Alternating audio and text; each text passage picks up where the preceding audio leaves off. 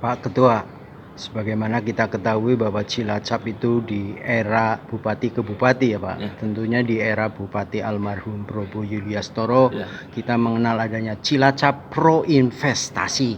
Ya. Slogan seperti itu tentunya akan sangat membanggakan Kabupaten Cilacap untuk dapat mensejahterakan masyarakat.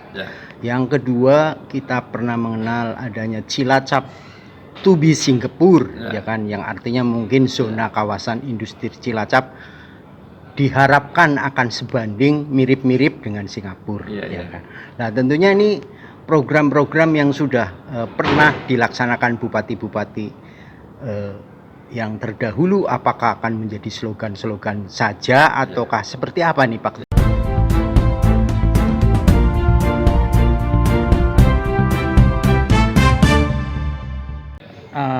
Pansus 41 punya tugas strategis banget. Apa saja Bapak yang nanti harus dilakukan? Betul, tadi RPJPD ya ini ya 20 tahun berlakunya ini landasan, walaupun landasannya bersifat makro nantinya, karena sedikit mikronya nanti adalah di tiap RPJMD Bupati visi misi. Ini kan kayak GBHN, jadi tentunya Pansus itu punya tugas berat membuat landasan ini menjadi komprehensif antara potensi yang ada di Cilacap, antara potensi yang ada di kabupaten lain, tapi sudah dioptimalkan itu.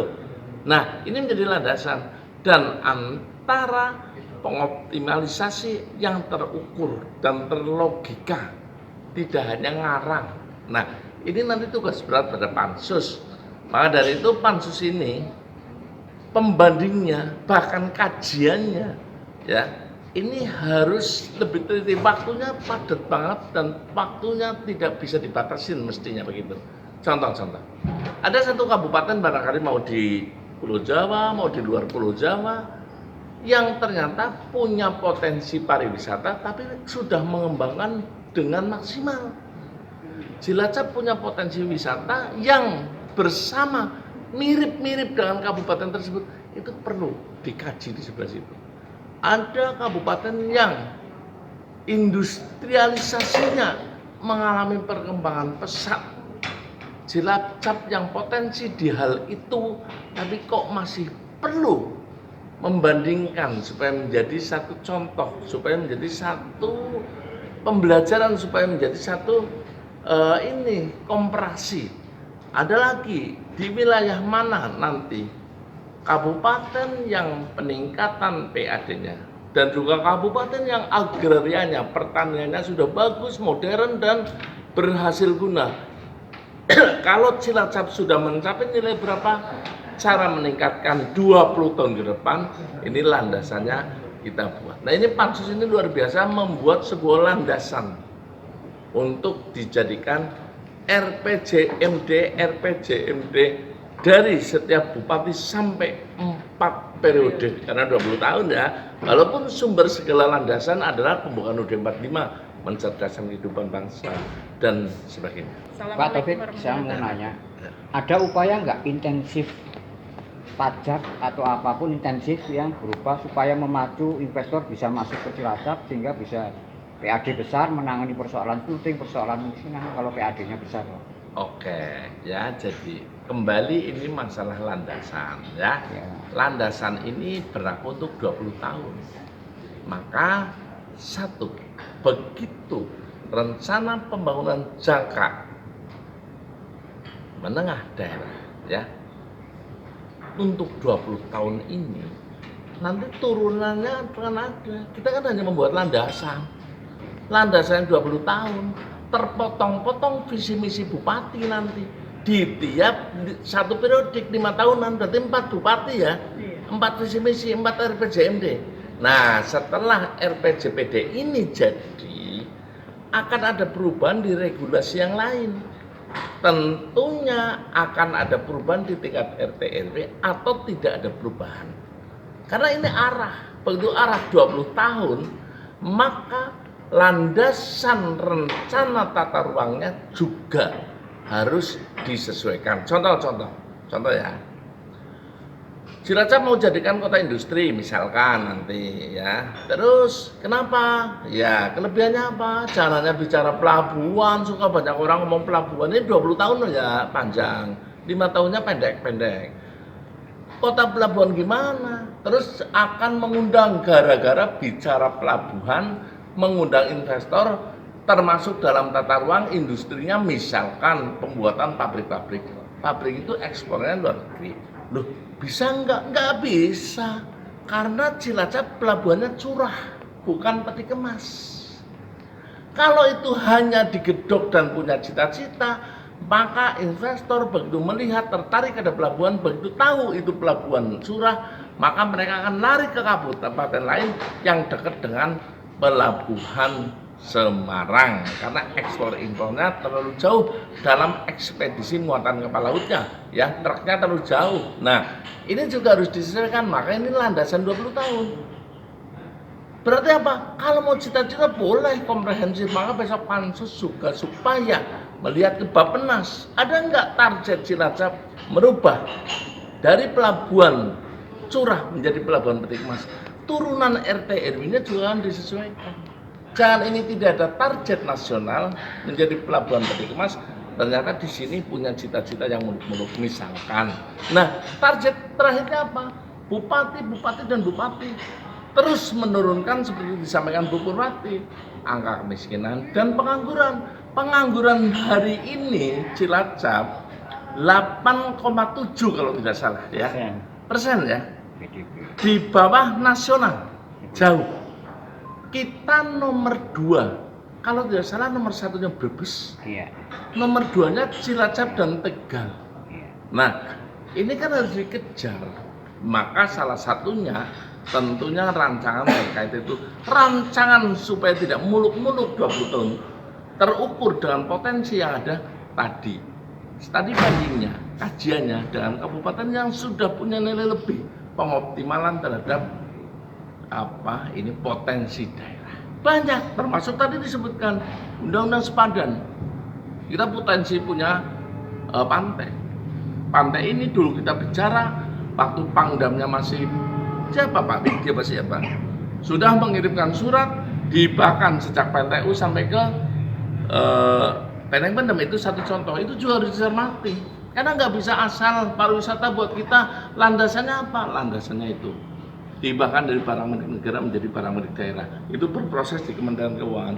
Boleh nggak dengan undang-undang sepadan? Boleh, karena dengan undang-undang sepadan itu bisa menjadi milik daerah. Nah itu nanti klausul hukum. Maka sekali lagi ini tidak hanya sekedar perda, ini landasan yang tidak boleh menyulitkan pada para bupati di 4 periode dan tidak boleh mengunci para bupati untuk tidak berkreativitas gitu. Pak Ketua, sebagaimana kita ketahui bahwa Cilacap itu di era bupati ke bupati ya Pak. Ya. Tentunya di era Bupati almarhum Probo Yuliastoro kita mengenal adanya Cilacap Pro Investasi. Ya. Slogan seperti itu tentunya akan sangat membanggakan Kabupaten Cilacap untuk dapat mensejahterakan masyarakat. Yang kedua, kita pernah mengenal adanya Cilacap to be Singapore ya kan, yang artinya mungkin zona kawasan industri Cilacap diharapkan akan sebanding mirip-mirip dengan Singapura ya kan. Nah, tentunya ini program-program yang sudah pernah dilaksanakan bupati-bupati yang terdahulu, apakah akan menjadi slogan-slogan saja ataukah seperti apa nih Pak Ketua? Terima kasih. Jadi gini, saya kok tidak begitu tertarik dengan slogan ya. Tapi slogan juga bagus juga untuk menarik ya.